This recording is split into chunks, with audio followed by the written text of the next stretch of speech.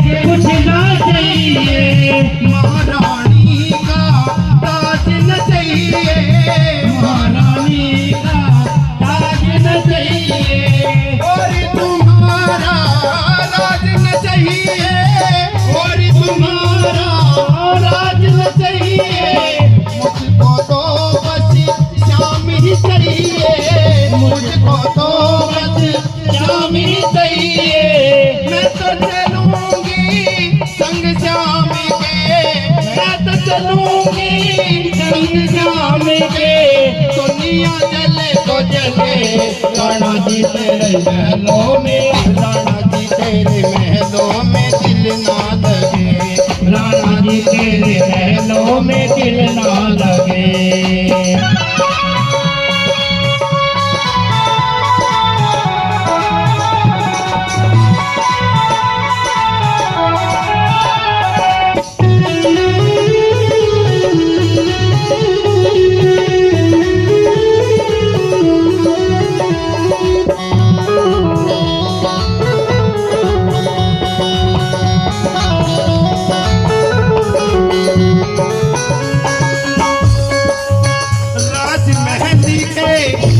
रंगी सभी सज चली छोड़ दीवानी, राजमहल के राज रंगी सभी सज चली छोड़ दीवानी, पथ पर दर्शित भाई सपन में छेड़ी मधुर कहानी, शाम मिलन को चली पुजारनी, शाम मिलन को चली पुजारनी, शाम ही शाम बजे, राणा जी तेरे महलों में दिल ना लगे, राणा जी तेरे महलों में दिल ना लगे। मैं तो चली वृंदावन राणा, मैं तो चली वृंदावन राणा, मेरे तो भाग्य जगे, राणा जी तेरे महलों में दिल ना लगे, राणा जी तेरे महलों में दिल ना लगे।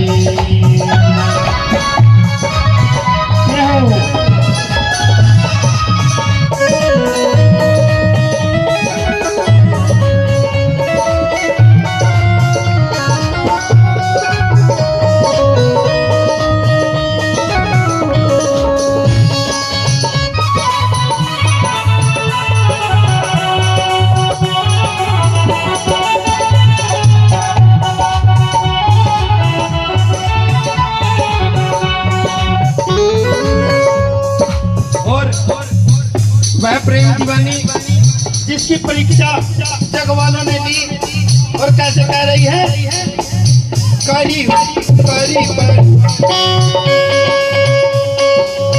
करी परीक्षा जग वालों ने प्रेम बना कर चल दी,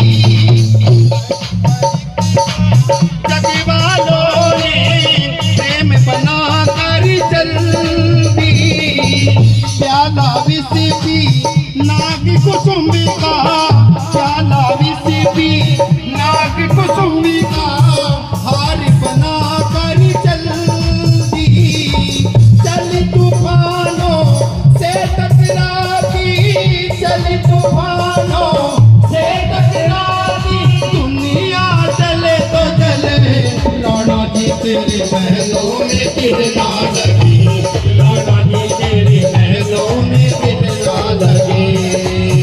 मैं तो चली वृंदावन राणा, मैं तो चली वृंदावन राणा, मेरे तो भाग्य जगे, राणा जी तेरे महलों में दिल ना लगे, राणा जी तेरे महलों में दिल ना लगे।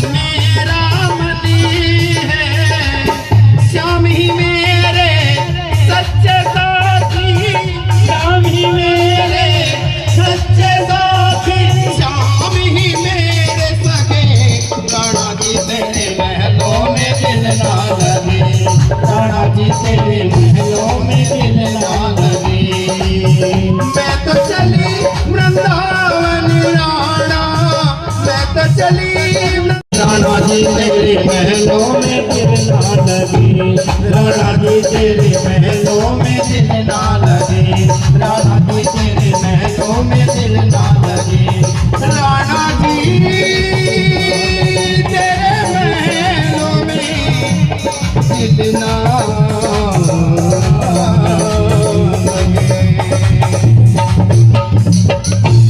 बोल कृष्ण कन्हैया लाल की जय, राधे रानी सरकार की जय।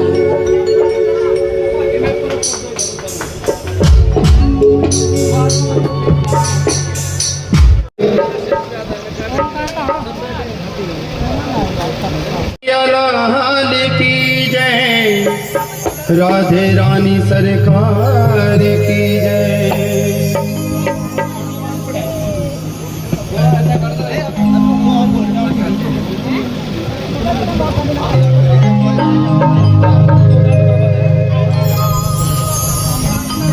बोल कृष्ण कन्हैया लाल की जय, राधे रानी सरकार की जय।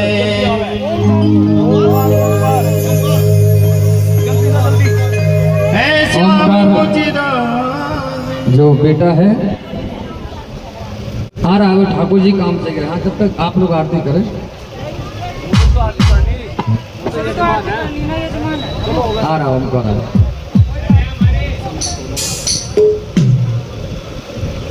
ओमकार मोहित आज यजमान बने थे। आरती शुरू करें। श्री भागवत भगवान की है आरती, पापियों को पाप से है तारती। श्री भागवत भगवान की है आरती, पापियों को पाप से है तारती।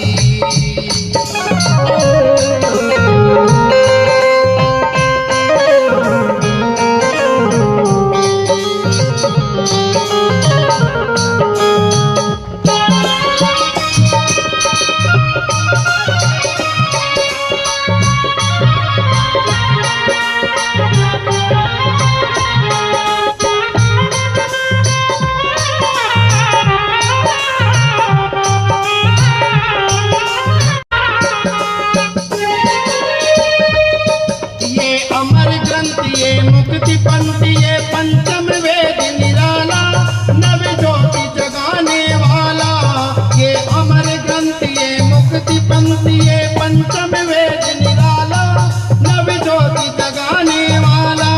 हरिनाम यही हरिधाम यही, हरिनाम यही हरिधाम यही, यही जग मंगल की आरती, पापियों को पाप से है तारती। श्री भागवत भगवान की है आरती, पापियों को पाप से है तारती।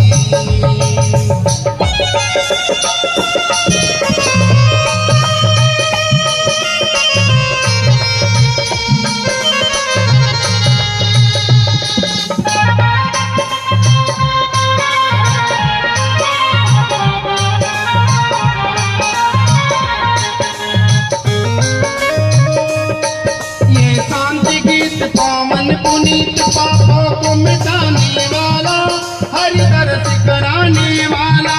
ये शांति गीत पावन पुनीत पापों को मिटाने वाला, हरि दर्श कराने वाला।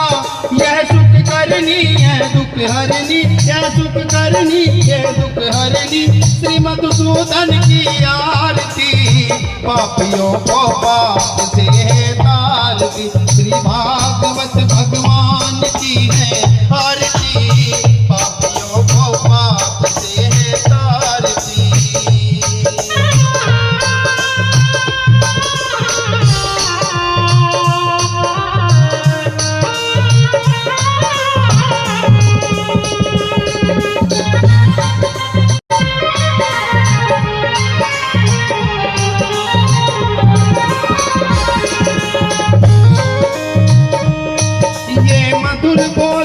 फंद खोल सन्मार्ग दिखाने वाला, बिगड़ी को बनाने वाला। ये मधुर बोल जग फंद खोल सन्मार्ग दिखाने वाला, बिगड़ी को बनाने वाला।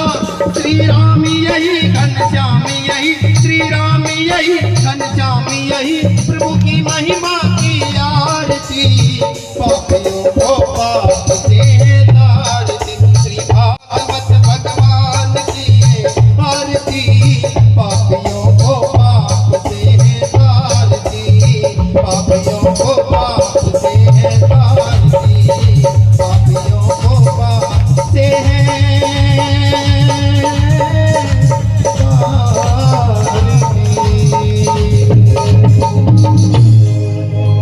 बोल कृष्ण कन्हैया लाल की जय राधे रानी सरकार की जय।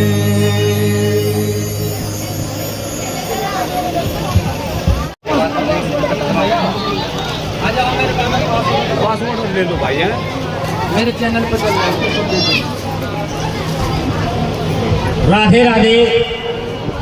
देखिए ये जो भागवत कथा चल रही है हमारे चौपाल पर, इसमें सभी ग्रामवासियों का सहयोग है। ये सभी ग्रामवासियों के सहयोग से चल रही है। सभी इसमें अपना पूरा योगदान दे रहे हैं। इसमें कुछ दानवीर भी है जिन्होंने कथा भागवत में 1100 रुपये का दान। अर्जुन ये तेजपाल जी का लड़का है, अभय सिंह का पोता अर्जुन, ये बच्चा 1100 रुपये का दान जो भागवत कथा चल रही है इसमें दे रहा है। हम गुरु महाराज से विष्णु भगवान से प्रार्थना करते हैं कि इस बच्चे की आयु लंबी हो और इनकी सभी मनोकामना पूर्ण हो। ये कथा तो धर्म तो इतना उदास हो गया कि अब कोई, जब भगवान ही यहाँ से चले गए तो धर्म के काम करने वाले सब बंद हो जाएंगे।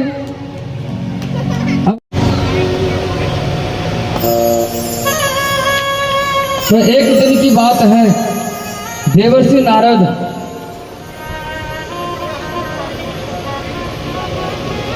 गोलोक धाम में से आगे जब परम धाम को पहुंचे, देखो नारद कहते भगवान के मन को, भगवान का मन है नारद। नारम ज्ञान ददाति इति नारदः, जो ज्ञान देता है और जो अज्ञान का खंडन करे उसे कहते हैं नारद। माता बहनों भाइयों, नारद जी का स्वभाव कितना सुंदर बताएं। नारद जी का इतना बढ़िया स्वभाव है, अगर कोई रो रहा है बच्चा और नारद जी का दर्शन हो जाए तो वो बच्चा चुप हो जाए। नारद जी का इतना सुंदर स्वभाव है कि अगर नारद जी कहीं से निकल जाए, झगड़ा भी हो रहा है तो झगड़ा बंद हो जाता है। और नारद जी के स्वभाव में अगर कहीं झगड़ा शुरू नहीं है तो वहां शुरू भी हो जाए, क्योंकि देव दर्शन है ना। तो भगवान श्री कृष्ण अपने परम धाम में विराजमान है और राधा रानी वहां रहती है और वहीं पर सुख रहते हैं। सुख समझते तोता। उस सुख ने क्या देखा, राधा रानी की हम माला जाप करते, भजन करते हैं। कई माता कह रही थी जी अब तो कथा शुरू हो गई तो हम तो माला भजन करना ही छूट गया। अब क्या करें, शाम का जो समय होता 6 बजे का भजन करने का, अब कथा हो गई तो मैंने कि जितने समय कथा चल रही है उस समय तो छूट है आपको, सब काम करके छोड़ के कथा में आ जाओ और जैसे ही कथा पूरी हो जाए फिर कभी भजन कर लो। लेकिन अपना नियम नहीं छोड़ना कि सुबह शाम जो भजन करने का हमारा समय था। नारद जी ने क्या किया, सुखदेव जी को देखा और राधा रानी ने कहा नारद जी हम सुखदेव को नृत्य लोक में भेजना चाह रहे हैं। बोले क्यों? बोले इसलिए भेजना चाह रहे हैं कि वहां जाकर ये मेरे नाम की महिमा का प्रचार करेंगे। क्या करेंगे? प्रचार। तो सुख जी ने मना कर दिया कि हे राधा रानी मैं वहां नहीं जाऊंगा, अगर वहां गया तो मैं भूल जाऊंगा, 2-4 माला जो करता हूं ना ये भी आपकी भूल जाऊंगा। तो राधा रानी ने कहा कि मेरी माया जो संसार की है ना वो तुम्हें नहीं लगेगी। वो सुख कहाँ का था? परम धाम का।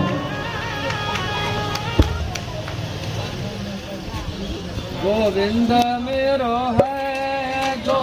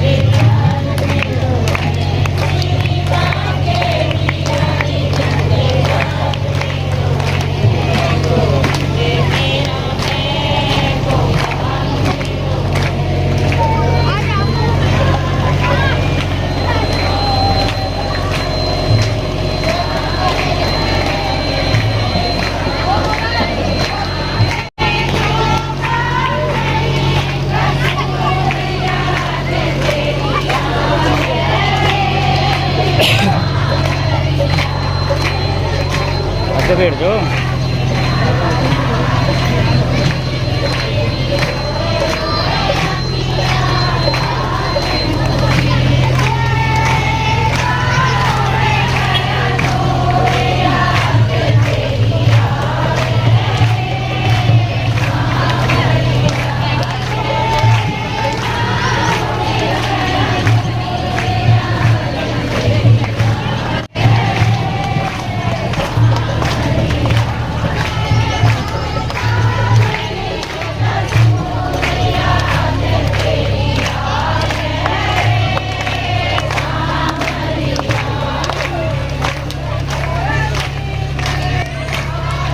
जाओगी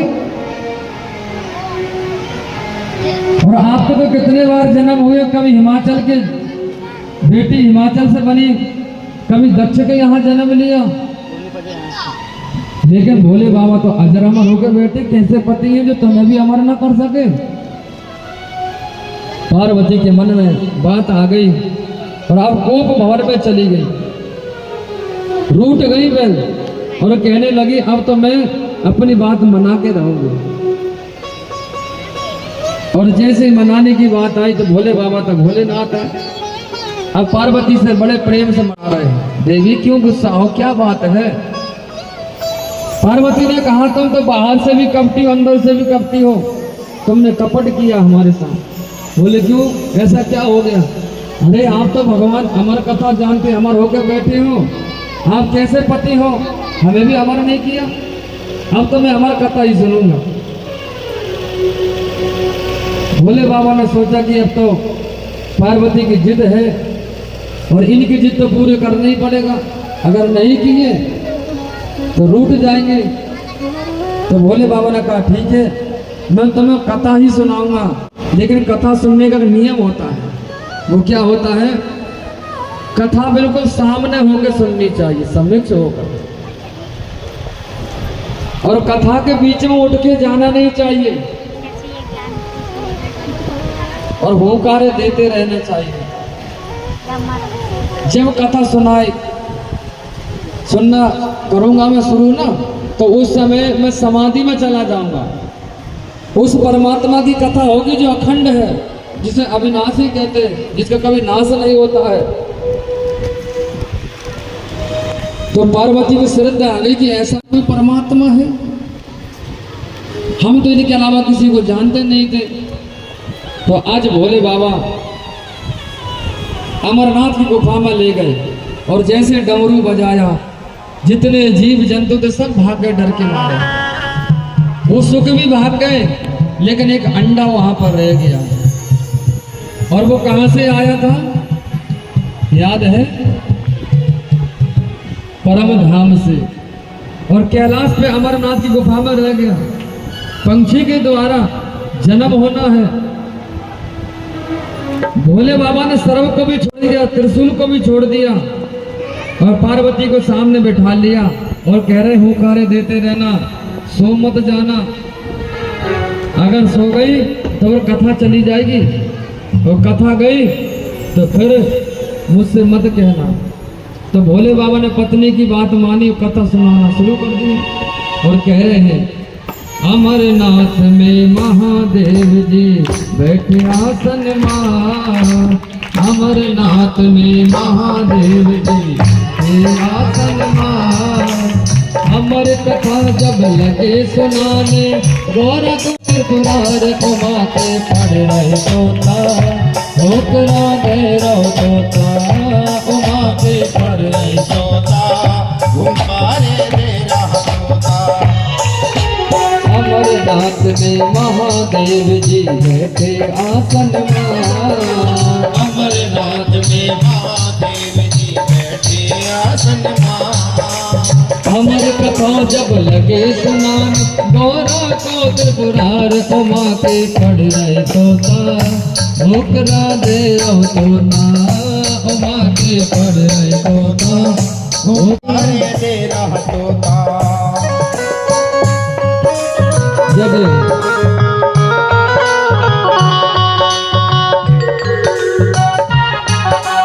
आइए आप मत सो जाना, काली सेवा करते हैं, सो गए तो खो जाओगे।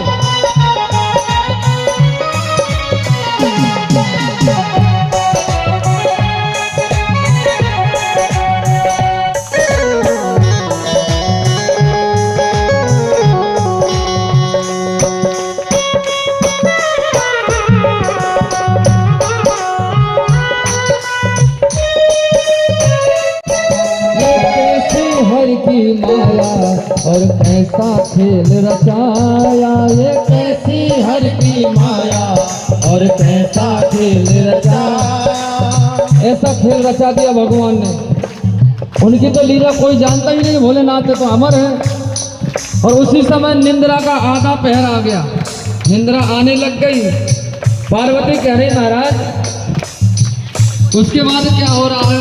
बोले भगवान ने तो जन्म लिया गोकुल में, जेल में कंस के यहाँ पे, और गोकुल पहुंच गए, गोवर्धन की लीला करी, फिर मथुरा चले गए, और मथुरा के बाद द्वारका चले गए।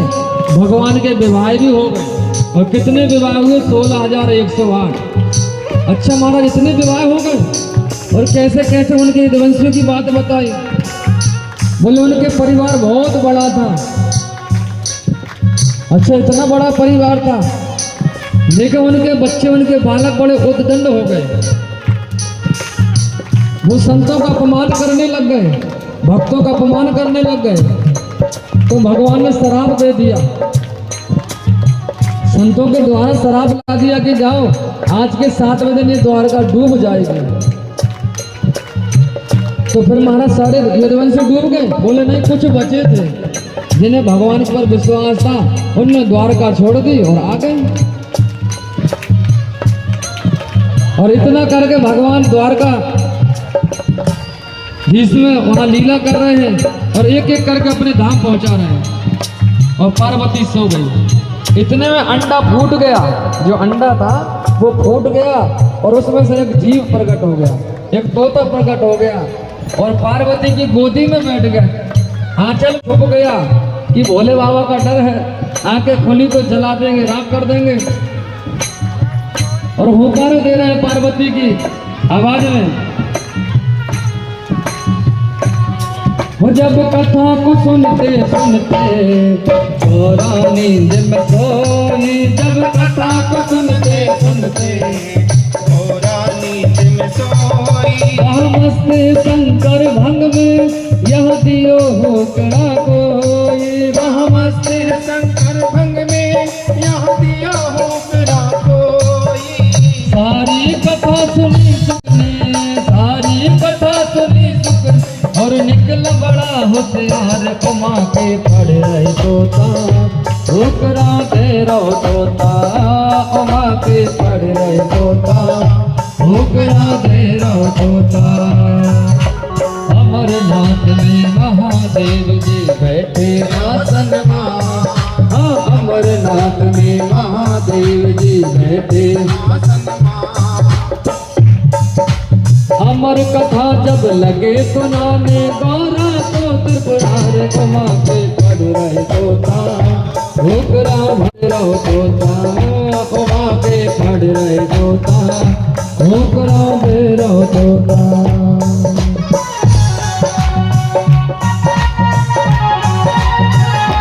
मुझे पानी में छोड़ो करना, तो मत जाना कोई भी देखो।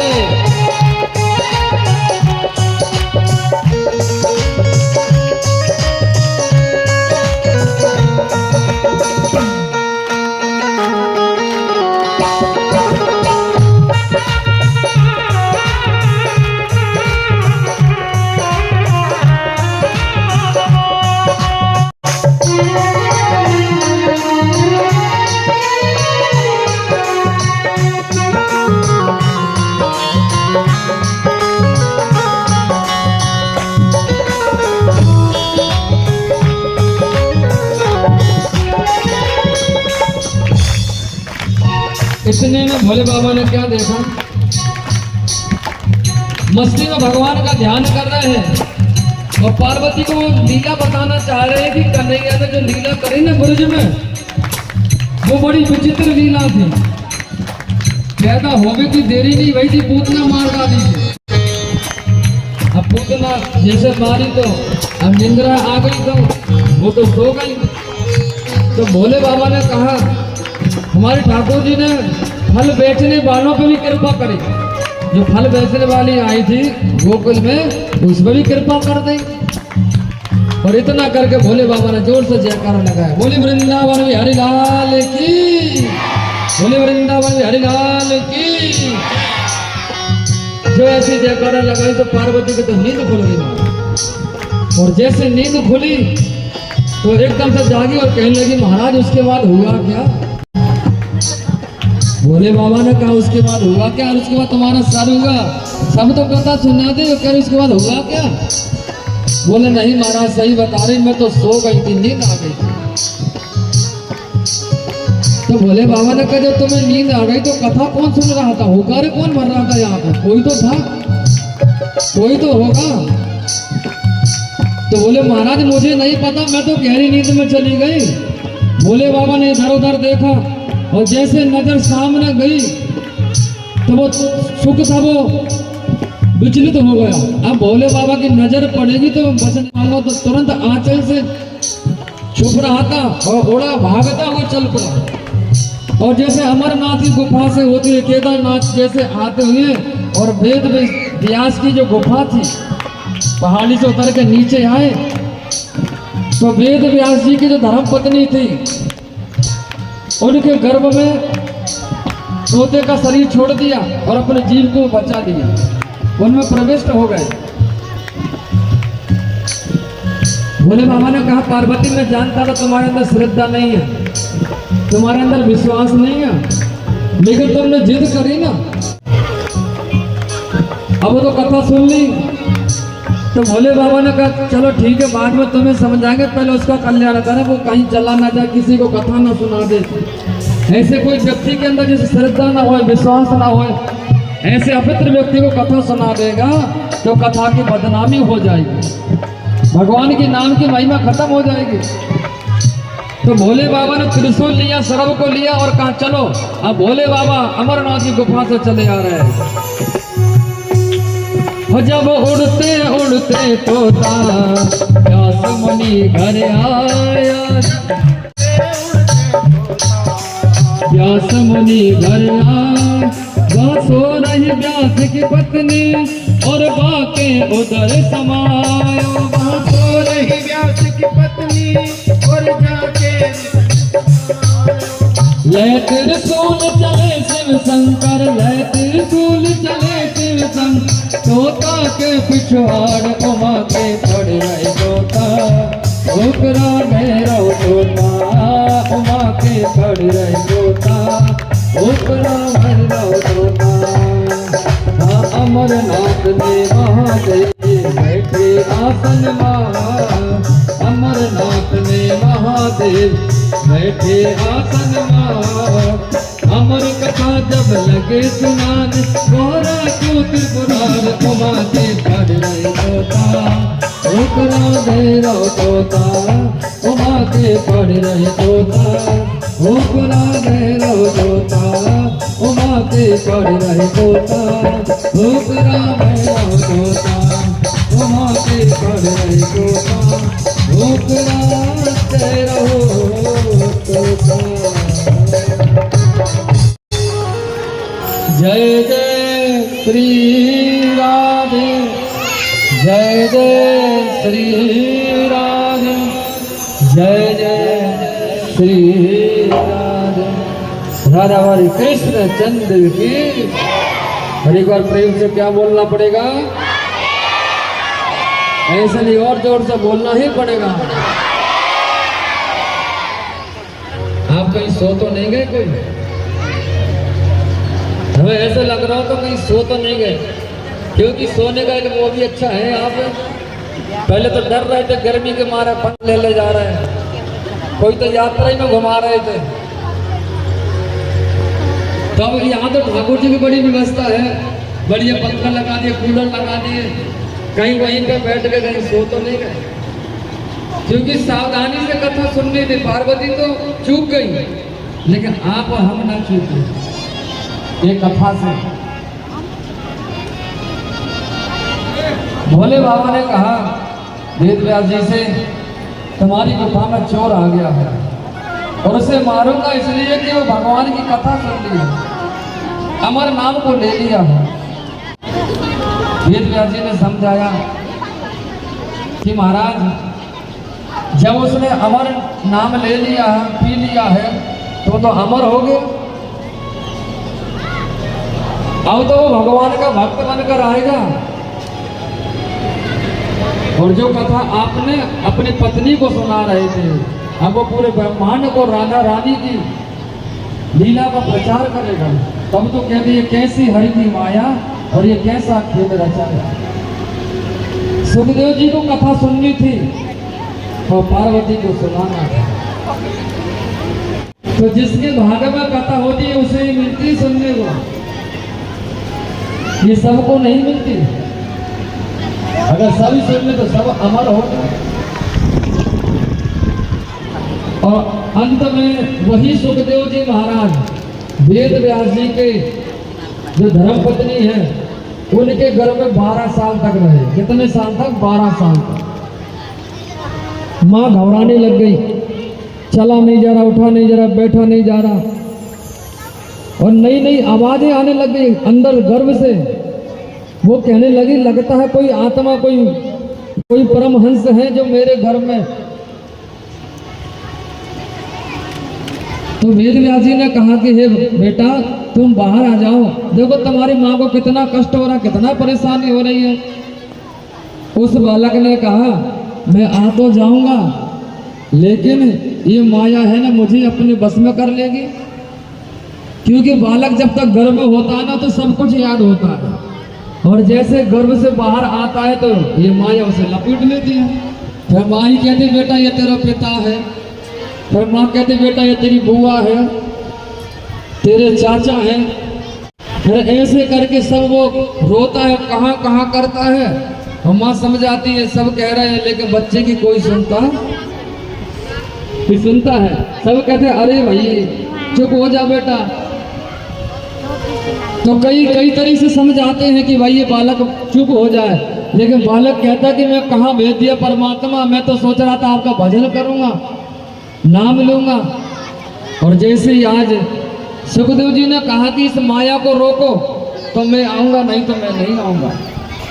वेद व्यास जी ने माया के वेग को रोका एक क्षण के लिए।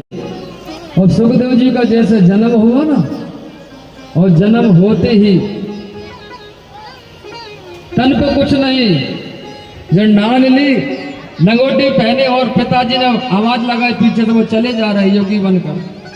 पिताजी ने कहा बेटा कहाँ जा रहे, रुक जाओ।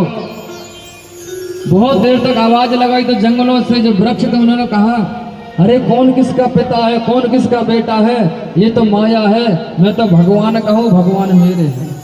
और जाके निराकार की समाधि में लग गए सुखदेव जी महाराज। बोले सुखदेव जी महाराज की। और जैसे निराकार ब्रह्म की समाधि में बैठे, वेद व्यास जी वापस अपनी कुटिया में आ गए और सोच रहे हैं कि एक बेटा हुआ था वही वन को चला गया। अब धीरे धीरे बुढ़ापा भी आ गया है, और ऐसा समय आ गया कि उन्होंने आंख बंद कर ध्यान करते हैं। तो ये कलयुग में लोगों की आयु कम हो गई। ये कलयुग आने वाला वो देख रहे हैं, त्रिकालदर्शी हैं। लोग बड़े आलसी हो गए, बड़े रोगी, बड़े भोगी हो गए हैं। धर्म का काम, कोई पुण्य का काम उनसे बहुत कम होता है, और रोगी ज्यादा है, दवाइयां ज्यादा खाएंगे, बड़ों का सम्मान खत्म हो जाएगा, आस्था रहेगी नहीं भगवान में ना धर्म में। अगर थोड़ी बहुत आस्था होगी ना तो ये समझना ये भगवान की बहुत बड़ी कृपा है हमारे आप ऊपर। तो वेद व्यास जी ने एक वेद था ऋग्वेद, उसके 4 वेद बना दिए, यजुर्वेद, सामवेद, अथर्ववेद। फिर भी शांति नहीं आई, सबको बांट दिया। कोई कर्म कांड करो, पूजा पाठ करो, उपवास करो, यज्ञ करो, फिर भी शांति नहीं आई। फिर वेद व्यास जी ने 17 पुराणों की रचना करी, 6 शास्त्रों को रच डाला, फिर भी शांति नहीं आई। महाभारत जैसे ग्रंथ की भी रचना हो गई महाराज। जब शांति नहीं आई तो बैठे हैं कि ये संसार के लोगों का कल्याण कैसे हो। देखो कई बार लोग कहते हैं ना कि महाराज हमारा कल्याण क्यों नहीं हो रहा, कैसे होगा कल्याण। भाई हम कोई अच्छे काम करेंगे, धर्म के काम करेंगे, पुण्य के काम करेंगे तो कल्याण होगा हमारा। वहां पर जैसे देखा कि ये कलयुग के लोगों का भला कैसे हो। हम आप तो सोचते हैं कि भला हो। उसी समय नारद जी चले आ रहे थे तो किसी ने पूछा महाराज ये बताओ, भगवत कृपा बड़ी होती है, संतों की कृपा बड़ी होती है, आपसे कोई कृपा ऊंची मानी जाती है। 6 हो गए, 6 बज गए। एक प्रसंग और सुना देता हूं आप सबको। जाते जाते धर्म की बात तो हो गई, लेकिन मात्र शक्ति की बात भी आप देख लें। मात्र शक्ति में कितनी शक्ति है। राजा परीक्षित धर्मात्मा राजा है, पुण्य आत्मा राजा है। जीवन में उनके राज्य में कभी चोरी नहीं होती थी। राजा परीक्षित के राज्य में न चोरी, न शराब पीना, न जुआ खेलना, न मांस का भक्षण होना, ऐसा बढ़िया राज चल रहा था। यहाँ बैठना पड़ेगा, इसकी यही खासियत है मोबाइल की, फोन भी आएगा, सब आएगा, इसकी होती जिम्मेदारी।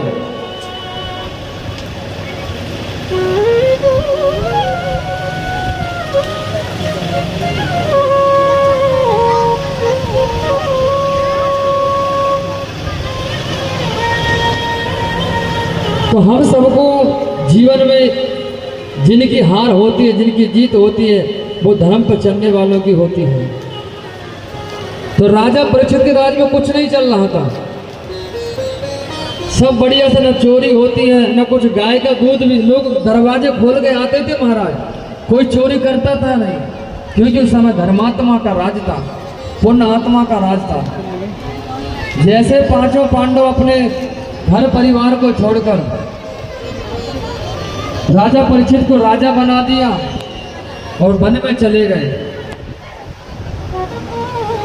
क्योंकि स्वर्ग के देवता है ना, तो स्वर्ग से जैसे अपने वहां पर पहुंच गए तो इस देश के राजा परीक्षित हो गए, उन्होंने राज किया।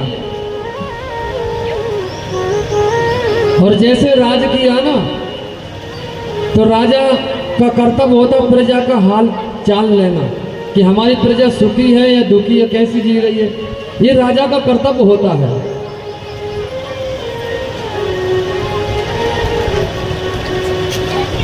तो राजा परीक्षित भेष बदल कर जाते हैं और जैसे वहां पहुंच जाते हैं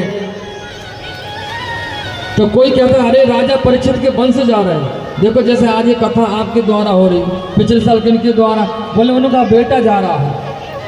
बाप ने तो काम किया लेकिन नाम किसका हो रहा है? बेटे का। राजा परीक्षित के जो दादा हैं वो चले गए काम करके और कह रहा है उनका पोता देखो आज हम सबका ध्यान रख रहा, ख्याल रखने वाला बन गया। तो राजा परीक्षित ने एक जंगल में प्यास से व्याकुल के चले जा रहे थे और उसी समय एक काला कलूटा व्यक्ति ने एक बैल को 3 पैर काट दिए थे, सिर्फ एक पैर था उसे भी काट रहा था। और जानते वो कौन था? धर्म था, जिसके 3 पैर काट चुका था और एक पैर को भी काटने को लगा हुआ था, काट रहा था। तो धर्मात्मा परीक्षित ने देखा मेरे राज्य में इतना बड़ा अन्याय, अरे गौ की बैल की धर्म की पूजा होती है, तलवार लेके दौड़े, अरे दुष्ट तुझे मार डालूंगा।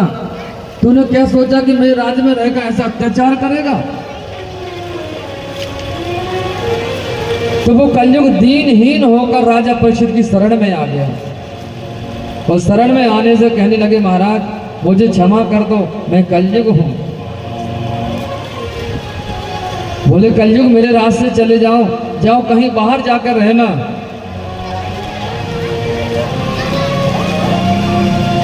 और जैसे यहां से आदेश दिया ना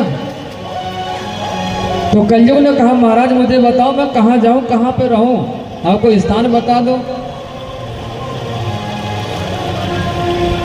तो राजा परीक्षित ने 4 स्थान दे दिए, धूतम पानम स्त्री तूनम यत धर्म चतुर्विद्या।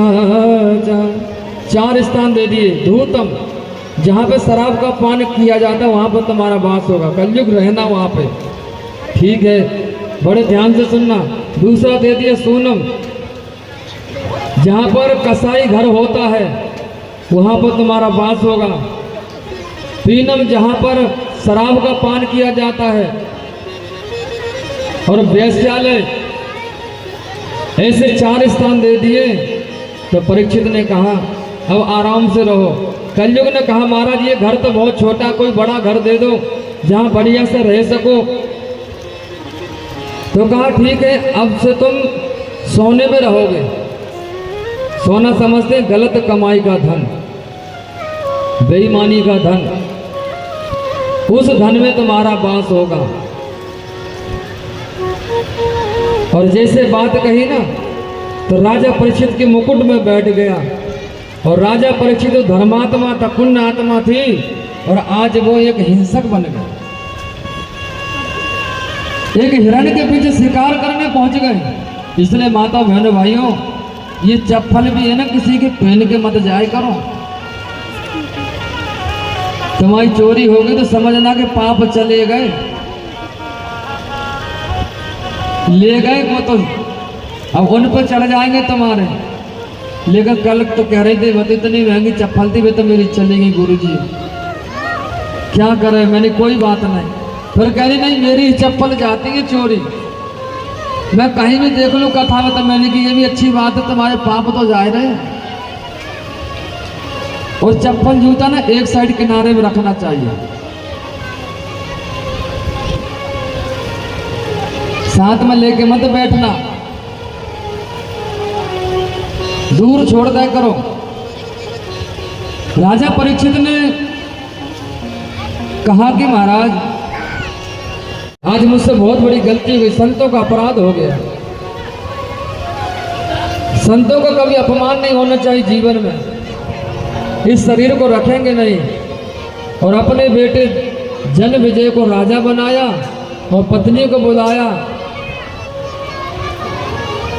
और इंद्रप्रस्थ को इतना दुल्हन की तरह सजाया गया और कहा कि अब मैं 7 दिन का ही मेहमान हूं। और उसी समय श्रृंग ऋषि आ गए पिता के कहने से कि जाओ राजा को आदेश दे दो कि अब तो 7 दिन के मेहमान हो, अपना कल्याण कर लो। और उसी समय चल पड़े, क्योंकि इस देश का राजा है ना। और इंद्रप्रस्थ में आकर कहा राजा अब तुम राजा नहीं हो, अब तुम अपना कल्याण करना चाहते हो तो जाओ संतों के पास जाओ। बोलो बांके बिहारी लाल की। अगर कल्याण करना चाहते हो तो संतों के पास जाओ, संतों की शरणागति ले लो, तुम्हारा कल्याण हो जाएगा। और वहां जाकर कह दिया राजन कितना भी सोना रख दो, चांदी रख दो, लेकिन जब मौत आएगी तो कुछ भी नहीं लेगी, वो तो तुम्हें लेकर ही जाएगी। जब मौत आएगी तो साथ लेके जाएगी, ना सोना लेगी, ना चांदी लेगी, ना जमीन लेगी, ना प्रॉपर्टी लेगी, ना एफडी लेगी, कुछ नहीं लेगी। वो तो कहेगी तुम चलो तुम्हारा समय हो गया है। और कहने लगे, संत बता रहे, श्रृंग ऋषि ने आवाज दी और कहा, जाते जाते आवाज दे दी, इस महल को छोड़ दो राजन, इस घर को छोड़ दो, क्योंकि अब यहाँ पर तुम ज्यादा दिन के मेहमान नहीं हो और हम आपको भी ये घर छोड़ना पड़ेगा। किराए का मकान है कि नहीं। और आवाज लगाई संतों ने, जिंदगी के किराए का घर है, जिंदगी के किराए का घर है, एक ना एक दिन बदलना पड़ेगा। जिंदगी के किराए का घर है,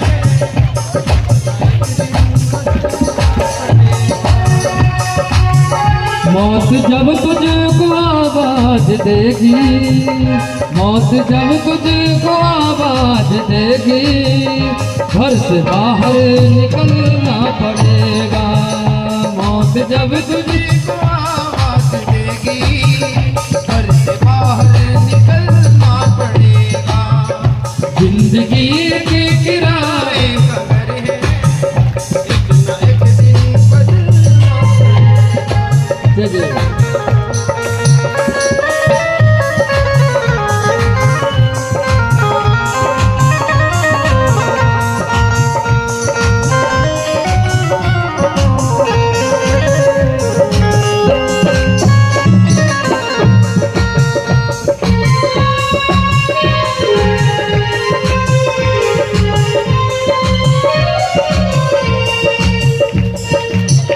ढेर मिट्टी का हर आदमी है, एक न एक दिन तो होना यही है।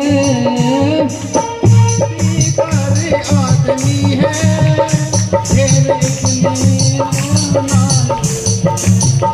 ढेर मिट्टी का हर आदमी है, एक न एक दिन तो होना यही है।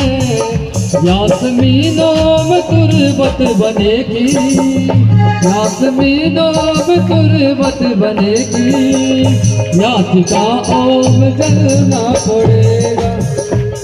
जमीनों में तुरबत बनेगी, याचिकाओं में जलना पड़ेगा। जिंदगी एक किराए का घर है, एक न एक दिन बदलना पड़ेगा। जिंदगी एक किराए का घर है, और कहते हैं ये हकीकत है जिंदगी की। इस शरीर की 3 गति होती है हमारे आपके शरीर की। जला दोगे तो राख हो जाएगा, और गाड़ दोगे जमीन में तो कीड़े पड़ जाते हैं, और फेंक दोगे तो गीदड़ खा जाएगा। इसलिए जीवन में अच्छे दिन देखना है ना। बढ़िया से दिन आवे तो कांटों पर चलना पड़ता है महाराज, बुराइयों को झेलना पड़ता है, सबकी सुननी पड़ती है। जब अच्छे दिन आते हैं ऐसे नहीं आ जाते, कोई सोचे कि बढ़िया दिन आ जाए। शाम के बाद होगा सवेरा, देखना है अगर दिन सुनहरा।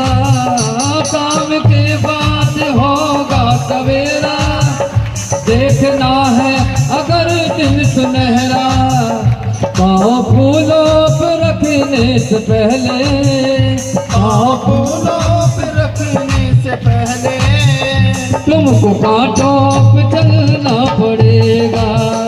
जिंदगी के किराए का घर है, एक न एक दिन। जय जय।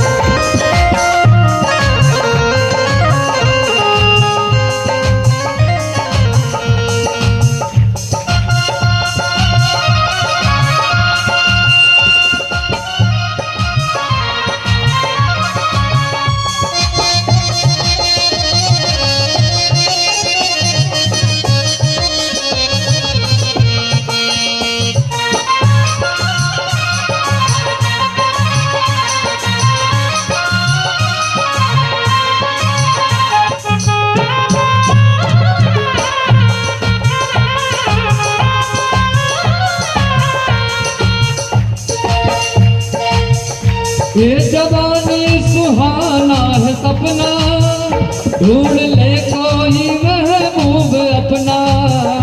ये जवानी सुनहरा है सपना, ढूंढ ले कोई महबूब अपना।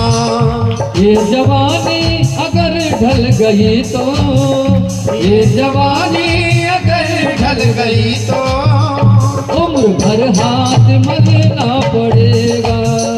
ये जवानी अगर ढल गई तो, उम्र भर हाथ मिलना पड़ेगा। जिंदगी के किराए का घर है, एक न एक दिन बदलना पड़ेगा। जिंदगी के किराए का घर है, एक ना एक दिन बदलना पड़ेगा। और ये हकीकत बात है, हम आपको तो घर छोड़ के जाना ही पड़ेगा। कई लोग सोचते हैं कि भाई भजन करेंगे बुढ़ापे में। कई बड़े चालाक होते हैं, आप लोगों को नहीं कह रहे, आप लोग तो बहुत अच्छे हैं। जो नहीं आए वो कहते हैं कि भैया भजन करना, भक्ति करना, मंदिर में जाना तो बूढ़ों का काम है, जवानों का थोड़ी है। और जवान जो आगे जा रहे हैं उनका क्या काम है? भैया जवानी को इंतजार, बुढ़ापे को इंतजार मत करना कि जब जवानी आएगी तो हम भागवत सुन लेंगे, मंदिर में चले जाएंगे, कथा सुन लेंगे। कई लोग कह रहे थे कि भाई वहां जाना तो चौपाल में बैठना बूढ़े बूढ़ों का काम है, कोई जवान जाता ही नहीं है। भैया उन जवानों को भी पता नहीं, अज्ञानता में जी रहे हैं। ये हमारा जवानी जो है ना, ये हंसता खिलता हुआ फूल है। खिला हुआ फूल ही भगवान को चढ़ता है, मुरझाया फूल तो समाधि से ही उठा लेना महाराज है। तो ये जवानी हमारी हंसी खेलती है, अगर भगवान को चढ़ा दोगे तो बन जाओगे, और जो जवानी इधर उधर घुमाओगे, बर्बाद करोगे, तो फिर बुढ़ापे में कुछ नहीं मिलने वाला। इसलिए जवानी जो है वो भगवान के लिए, भजन करने के लिए। इसलिए कुछ ऐसा काम कर लो हम आप जब यहाँ से जाए तो दुनिया वाले याद तो करें कि कोई आदमी था जो धर्म के काम। सभी माताओं बहनों से नम्र निवेदन है कि ठाकुर जी की अखंड ज्योत जल रही है और अपनी श्रद्धा पूर्वक जो भी थोड़ा घी लाना चाहता है वो अपने घर से घी ला सकता है। ठाकुर जी की अखंड ज्योति चल रही है, ध्यान से सुने माताओं बहनों। और कल लड्डू भी लेके आना, माखन भी लेके आना। जिनको याद है ना माखन लड्डू में, लड्डू हो गए छोटे छोटे से बनावे जिनमें जब बच्चा हो गए ना तो उसके 1 महीने बाद खिलावे 15 दिन।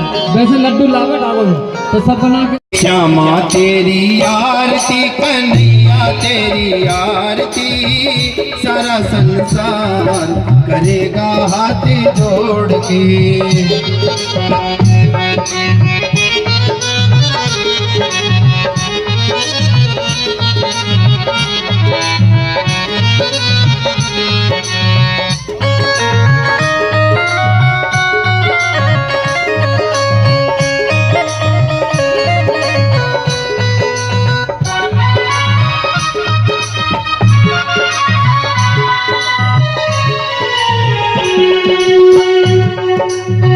सिर पर सोना मुकुट विराजे, सिर पर सोना मुकुट विराजे, गले में जलती माला साजे और पुष्पन के हार हो, और पुष्पन के हार करेगा हाथ जोड़ के।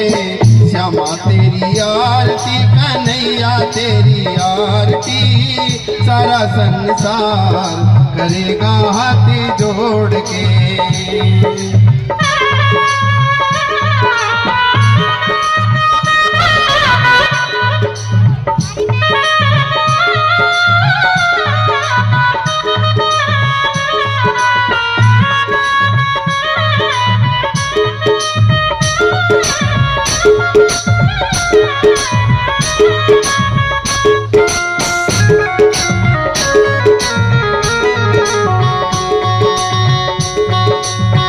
ब्रह्मादिक तेरा यश गावे, ब्रह्मादिक तेरा यश गावे, नारद सारद शीश नवावे, नारद सारद शीश नवावे, और करे जयकार हो, और करे जयकार करेगा हाथ जोड़ के। श्यामा तेरी आरती, कन्हैया तेरी आरती, सारा संसार करेगा हाथ जोड़ के।